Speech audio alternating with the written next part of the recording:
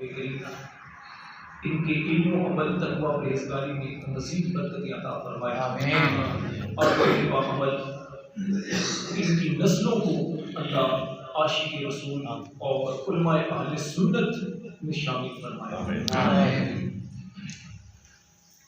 ہم ایک بڑا لفظ سنتے ہیں کہ فلاں اللہ کا ولی ہے، فلاں شخص بڑا پہنچا ہوا آدمی ہے، بہت بڑا ولی کامل ہے، بہت برگزیدہ بندہ ہے، اور عام طور پر ہمارے سامنے اس شخص کی کرامات بیان کی جاتی ہیں، ان کے فضائل بیان کیے جاتے ہیں اور ان کے مراتب اور ان کے کمالات کو بیان کیا جاتا ہے کہ جناب وہ دعا کرتے ہیں تو یہ کام ہو جاتا ہے، ان کی دعا سے بگڑیاں بن جاتی ہیں، وہ دم کرتے ہیں تو بیماری چلی جاتی ہے، بڑی بڑی ہم باتیں کرتے ہیں، لیکن اس میں کوئی شک نہیں کہ اللہ کے ولیوں کی یہی شان ہے کہ اللہ پاک کی عطا سے انہیں وہ کچھ عطا کیا جاتا ہے کہ جو عام بندے کو نہیں ملتا ہے۔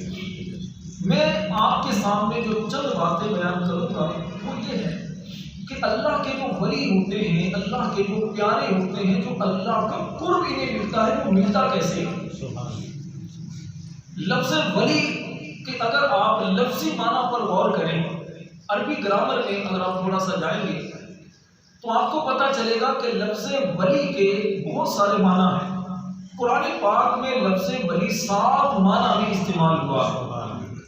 ولی کا معنی دوست بھی ہے، ولی کا معنی قریب بھی ہے، ولی کا معنی مددگار بھی ہے، ولی کا معنی تصرف کرنے والا بھی ہے، ولی کے اور بھی بہت سارے معنی ہیں۔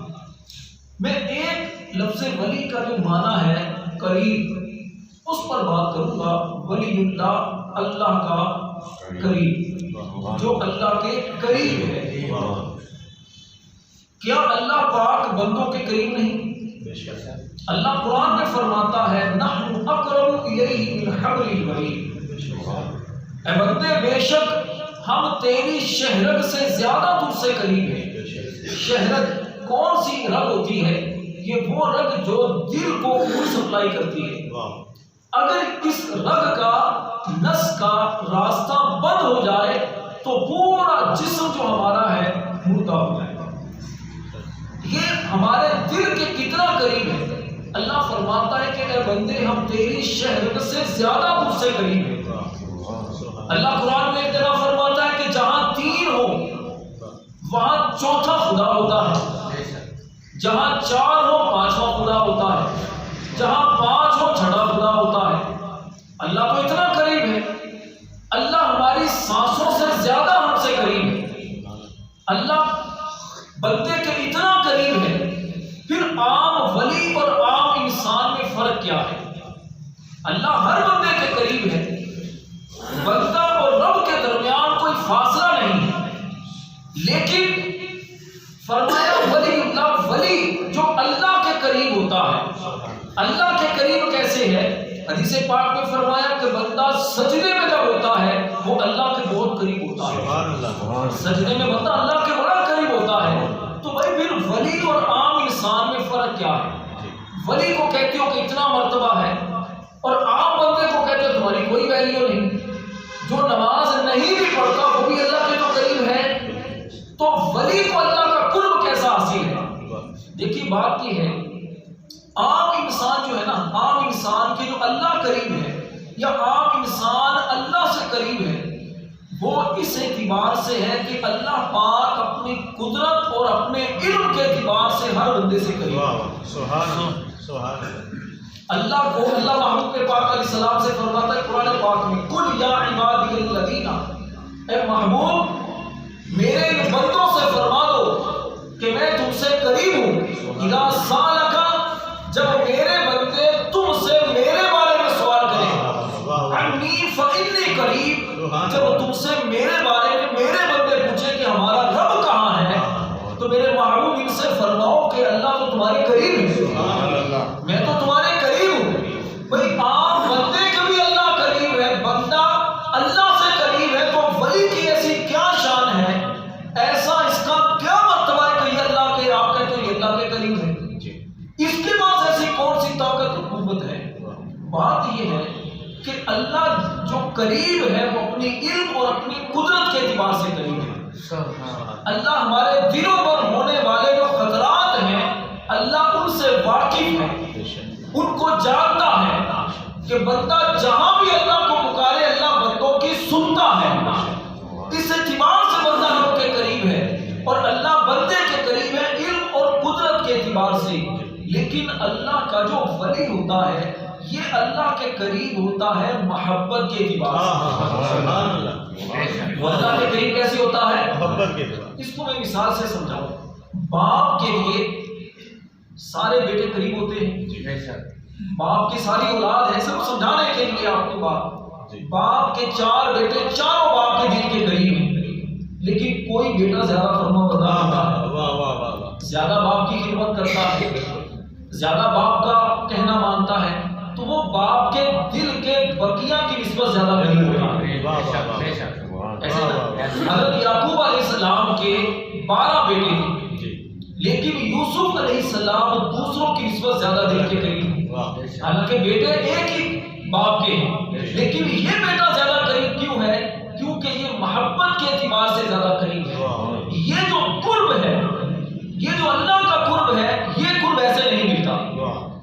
یہ قرب ایسے نہیں ملتا. یہ قرب پانے کے لیے بندے کو زندگی ختم کرنا پڑتی ہے، انسان کو بہت ساری گھاٹیاں طے کرنا پڑتی ہیں. رب قرآن میں فرماتا ہے فَلَقْتَحَمَ الْعَقَبَةَ وَمَا أَدْرَاكَ مَا الْعَقَبَةُ. کیا تم جانتے ہو کہ وہ گھاٹیاں کون سی ہیں جو اللہ کے قریب بندے کو کرتی، جن گھاٹیوں کو عبور کر کے، جن گھاٹیوں کو پار کر کے بندہ رب کے قریب ہوتا ہے. پہلی گھاٹی امام غزالی رحمۃ اللہ علیہ نے منہاج العابدین میں لکھا. منہاج العابدین اگر آپ پڑھیں امام غزالی کی کتاب تو اس میں آپ نے گھاٹیوں کو بیان کیا ہے. سب سے پہلی گھاٹی وہ ہے علم کی گھاٹی. فرمایا کہ اللہ کا ولی بننے کے لیے سب سے پہلا اسٹیپ وہ ہے علم کا. آپ کو علم پڑھنا پڑتا ہے. علم پڑھتے پڑھتے جہالت ختم ہوتی جاتی ہے، علم آپ کے سینے میں آتا چلا جاتا ہے. سیدنا داتا گنج بخش علی حجویری رحمۃ اللہ علیہ غوث پاک سے پہلے کے بزرگ ہیں. آپ فرماتے ہیں متخذ اللہ ولیًا عالما متخذ اللہ جاہلا ولیًا قط. فرمایا اللہ نے کبھی کسی جاہل کو اپنا ولی نہیں بنایا. کوئی بھی ولی جو ہے وہ جاہل ولی نہیں کبھی بنا. ایسا نہیں ہو سکتا کہ کوئی کہے میں ولایت کے مرتبے پر فائز ہوں، عورتوں کی طرح ہاتھ میں 4 مٹھیاں پہنے ہوں، عورتوں کی طرح لمبے لمبے اس کے جناب بال ہوں، اسے نمازوں کا ہوش نہ ہو، اسے نبی پاک علیہ السلام کی شریعت کی پاسداری نہ ہو، داڑھی کا شعور نہ ہو، علم کی بات پتہ نہ ہے، قرآن پڑھنا آنا ہے اور باتیں کرے ولایت کی.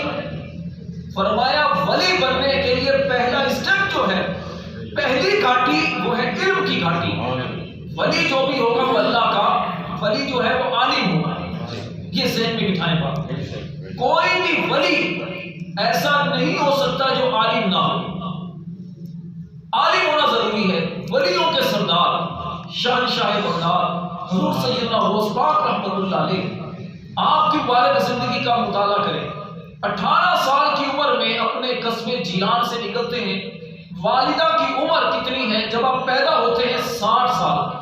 شاید کم لوگ جانتے ہوں گے والدہ کی عمر 60 سال تھی غوث پاک کی جب غوث پاک پیدا ہوئے. 5 سال کی عمر میں قاری صاحب کے پاس آتے ہیں. قاری صاحب پڑھاتے ہیں پڑھو بیٹا بسم اللہ الرحمن الرحیم. 18 پارے زبانی سناتے ہیں.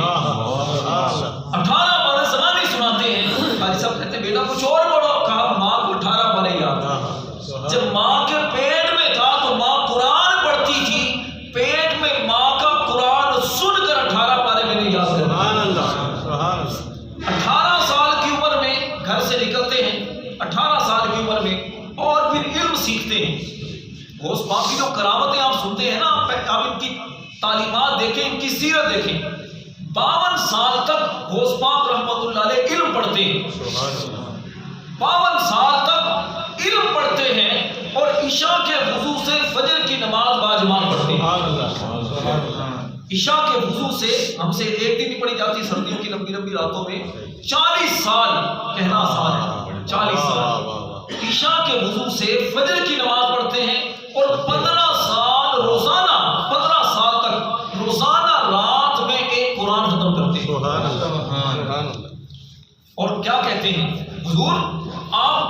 کیسے بنے, ولیوں کے سردار کیسے بنے, اللہ نے آپ کو ایسا مقام و مرتبہ کیسے دیا؟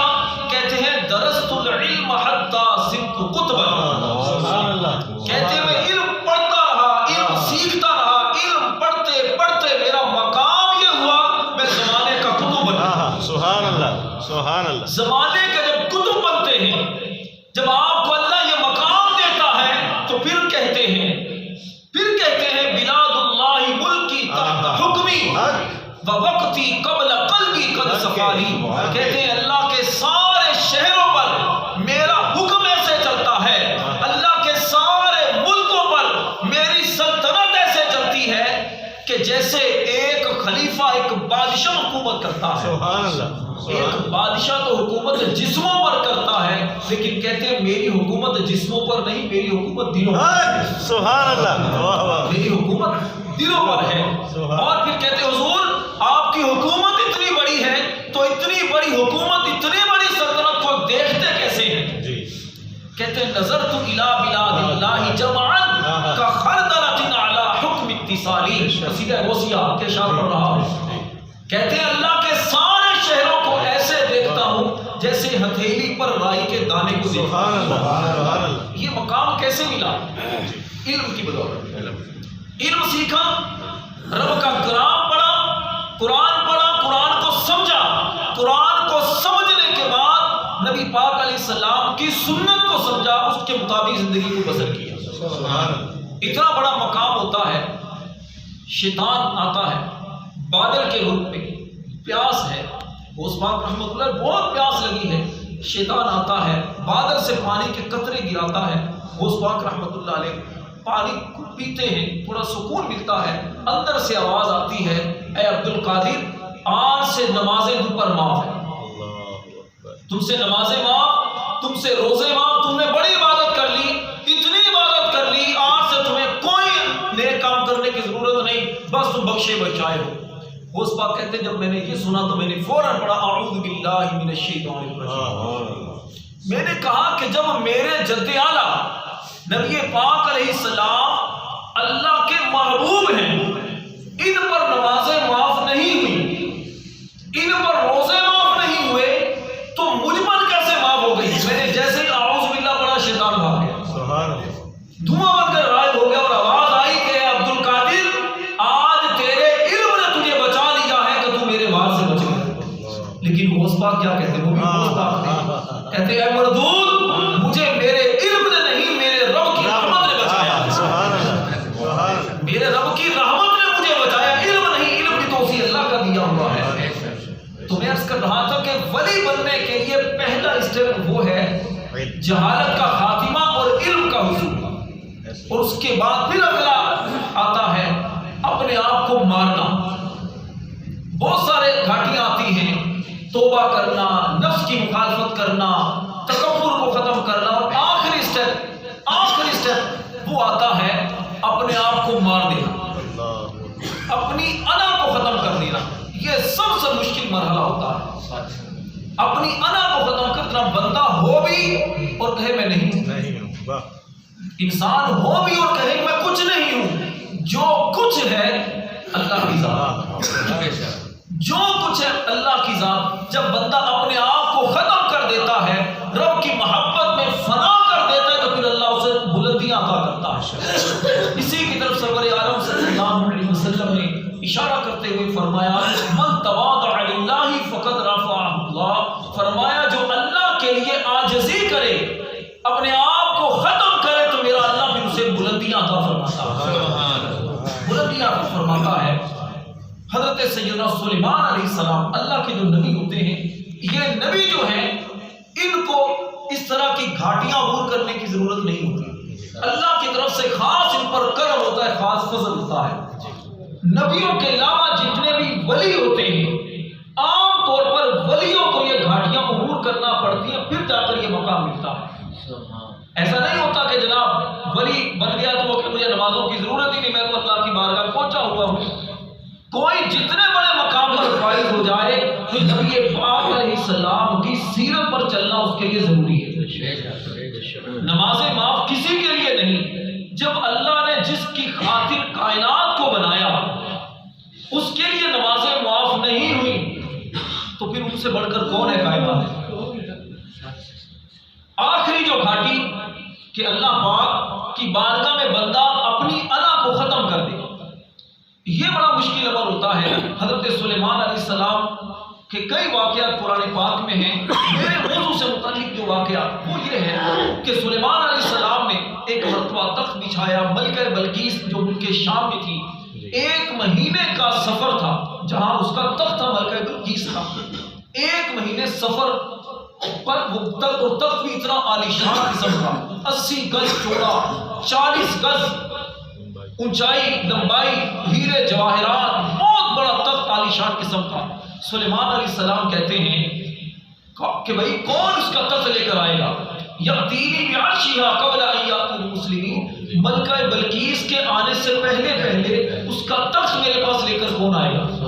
قال عفریت من الجن، تو ایک بڑا طاقتور جن کہنے لگا انا آتیک بہ قبل ان تقوم من مقامی، کہنے لگا آپ کے اٹھنے سے پہلے وہ تخت آپ کے پاس لے آؤں، آپ کی مجلس ختم ہونے سے پہلے وہ ملکہ بلقیس کا تخت لے کر آپ کے پاس آؤں گا۔ سلیمان علیہ السلام کہتے نہیں، یہ بڑی دیر ہے، اس سے جلدی کون لے کر آئے گا؟ تو آپ کا جو وزیر ہے، خاص آپ کا درباری ہے عاصم بن برخیہ، جو علم والا تھا، قرآن فرماتا ہے قال الذی عنده علم من الکتاب، اس نے کہا کہ جو علم والا تھا، جسے ہم نے علم دیا تھا، اس نے کہا انا آتیک بہ قبل ان یرتد الیک طرفک، سبحان اللہ، آنکھ جھپکنے سے پہلے لے کر آ جاؤں، آنکھ جھپکنے سے پہلے وہ تخت 1 مہینے کی مسافت پر وہ آپ کے پاس لے کر آ جاؤں گا۔ فلما رآہ مستقرا عنده، سلیمان علیہ السلام نے آنکھ جھپک کر جیسے ہی دیکھا وہ تخت آپ کے سامنے حاضر ہو۔ سبحان اللہ۔ سوال یہ ہے سلیمان علیہ السلام کا خادم، آپ کا درباری، اللہ نے اسے مقام اتنا دیا کہ آنکھ جھپکنے سے پہلے تخت لے کر آ گیا۔ بندہ سمجھانے کے لیے عرض کروں کہ جیسے اگر کوئی ہم سے کہے کہ جناب آپ اتنے بڑی بڑی باتیں کر رہے ہیں، کوئی چیز لے کر آئیں، اب یہاں سے کوئی ہاتھ بڑھاؤں اور امریکہ کی کوئی چیز آپ کے سامنے آ جائے تو سارے کہ واہ سبحان اللہ کیا بات ہے، اور خود مولانا کی حالت کیا ہوگی؟ تھوڑا سا چوڑا ہو جائے گا کہ دیکھو کس کی کون دیکھتا ہے نا، ایسے تھوڑی سی بات ہو جائے، 4 بندے سبحان اللہ کہنے والے مل جائے تو بندہ اپنے سے باہر ہو جائے اور ہاتھ آگے بڑھا کے رکھے، سارے ہاتھ چوم ہو گئے، ایسے ہی بات ہے۔ تو یہ چیز ہے کہ یہ بڑی مشکل چیز ہوتی ہے کہ اتنا بڑا کارنامہ سر انجام ہو جائے اور غلام کے ہاتھوں، آپ کا غلام یہ کر سکتا ہے تو آقا کتنا کر سکتا ہوگا؟ دل میں پیدا ہوتی بڑائی پیدا ہوتی، دل میں ایک بڑائی پیدا ہوتی کہ یار اتنا بڑا تخت 1 مہینے کے فاصلے سے لے کر پلک جھپکنے سے پہلے لے کر آ گیا تو تھوڑا سا تو بنتا ہے نا۔ لیکن سلیمان علیہ السلام کیا کہتے ہیں؟ ھذا من فضل ربی، میرا اس میں کوئی کمال نہیں ہے، یہ جو تخت آیا ہے میرا غلام لے کر آیا ہے، میرا درباری لے کر آیا ہے، اس میں میرا کوئی کمال نہیں، یہ میرے اللہ کا فضل ہے، یہ میرے اللہ کا فضل ہے۔ لیبلونی ااشکر ام اکفر، اللہ نے یہ اس لیے کروایا تاکہ مجھے آزمائے میں اس کا شکر کرتا ہوں یا ناشکری کرتا ہوں۔ اپنے آپ کو ختم، اتنا بڑا کام ہونے کے باوجود بھی اپنا کمال نہیں، جو کمال ہے میرے اللہ کا کمال ہے، یہ ہے ولایت کا اعلیٰ مرتبہ۔ ولی پھر بنتا ہے، اسی لیے تو اقبال نے کہا مٹا دے اپنی ہستی کو اگر کچھ مرتبہ چاہے کہ دانا خاک میں مل کر گلے گلزار ہوتا۔ ایک دانا، گندم کا دانا، جب اسے کھیت میں ڈالا جاتا ہے، ہل چلایا جاتا ہے، پانی دیا جاتا ہے، دانا اپنی ہستی کو مٹاتا ہے۔ دانا زمین کی تہہ میں چلا جاتا ہے، دانے کی ہستی جب ختم ہو جاتی ہے پھر رب اس دانے کو مقام یہ دیتا ہے، وہ دانا جب زمین سے نکلتا ہے تو ایک دانا نہیں ہوتا، ایک بالی لے کر نکلتا ہے اور اس بالی میں 700 دانے ہوتے ہیں۔ اسی طرح جو اللہ والے ہوتے ہیں، جو اللہ کے پیارے ہوتے ہیں، ان کو جو مرتبے ملتے ہیں محض لفاظی سے نہیں ملتے، شوخی بیانی سے نہیں ملتے، بڑے بڑے دعووں سے نہیں ملتے، اپنے آپ کو فنا کرنا پڑتا ہے، نمازوں میں وقت گزارنا پڑتا ہے، سجدوں میں دل لگانا پڑتا ہے، نبی پاک علیہ السلام کی سنتوں پر عمل کرنا پڑتا ہے، شریعت کے پیچھے پیچھے چلتے چلتے پھر وہ طریقت تک پہنچتے ہیں، طریقت کے منازل طے کرتے ہوئے وہ معرفت تک پہنچتے ہیں، اور معرفت کے بعد پھر وہ حقیقت کو پاتے ہیں۔ اور یہ مرتبہ کب ملتا ہے؟ جب انسان اپنی انا کو ختم کرتے ہیں۔ آپ کہیں جناب میں آپ کو اتنا بڑا مرتبہ کیسے ہوا؟ میں نے بڑی محنت کی تھی، میں نے بڑا کام کیا تھا، حضرت بڑی ترقی کر لیا اپنے، ہاں یار میں ایسے تھوڑی پہنچا ہوں، میں جب نکلے گی نا، یہ میں جب نکلے گی تو پھر آگے جب بندہ پوچھے گا۔ یاد رکھیے تکبر کرنا کس کی شان ہے؟ اللہ۔ تکبر کس کی شان ہے؟ متکبر ذات اللہ کی ہے، متکبر ذات اللہ کی ہے۔ جتنا اللہ نواز دے، کسی کو حسن دیا، جوانی دی، طاقت دی، عروج دیا، مال دیا، کچھ بھی ہے، کوئی پوچھے کہ بھائی کہاں سے اتنا ملا؟ میرے اللہ کا شکر، میرے اللہ کا شکر، میرے مولا تیرا شکر ہے۔ اور جو بندہ یہ عادت بنائے کہ مالک تیرا شکر ہے، تو پھر رب کریم کیا فرماتا ہے؟ لَإِن شَكَرْتُمْ لَأَزِيدَنَّكُمْ، اے بندے اگر تو شکر کرتا رہے گا ہم تیرے مال میں، تیری عزت میں، تیرے وقار میں، تیری شہرت میں، ہر چیز میں اضافہ کرتا ہے۔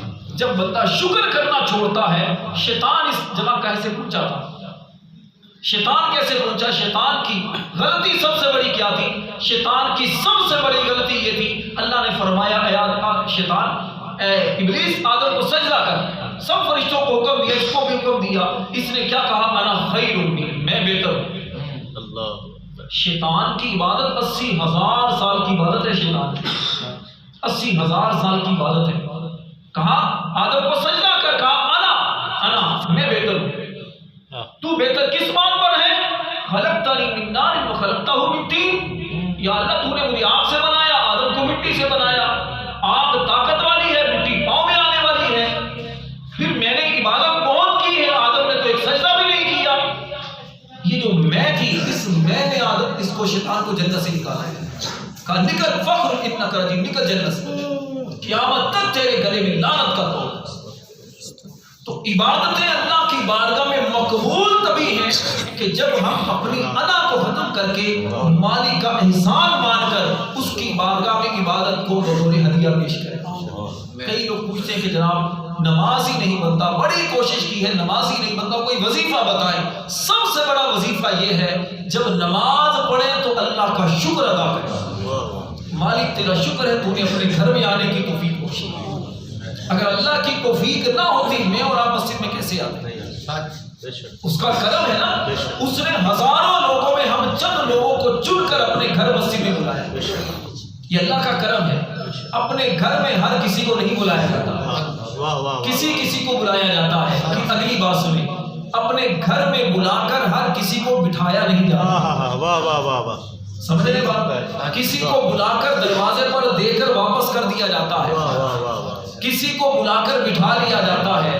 اگلی بات، پھر ہر کسی کو زیادہ دیر تک نہیں بٹھایا، سمجھے بات؟ ہر کسی کو زیادہ دیر تک نہیں بٹھایا جاتا۔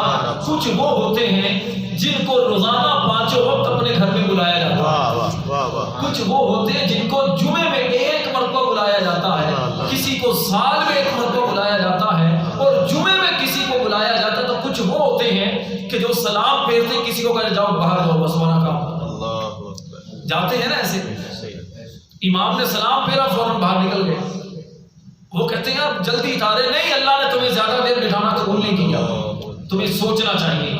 اور کچھ وہ ہوتے ہیں جو آخر تک رہتے ہیں، امام کے دعائے ثانی تک رہتے ہیں، اور کچھ وہ ہوتے ہیں اللہ پاک ان کو مزید روکتا ہے کہ تم نے میرے دربار میں جو حاضری دی ہے، اب میرے محبوب کی بارگاہ میں سلام کا نذرانہ۔ اللہ ہمیں ایسا بنائے کہ جب بھی جمعہ کے لیے آئیں نبی پاک علیہ السلام کے دربار میں سلام پیش کر کے جائیں، درود پاک کا نذرانہ پیش کر کے جائیں۔ اللہ مجھے اور آپ کو اپنے پیاروں کا صدقہ نصیب فرمائے، آمین، آمین بجاہ النبی الامین۔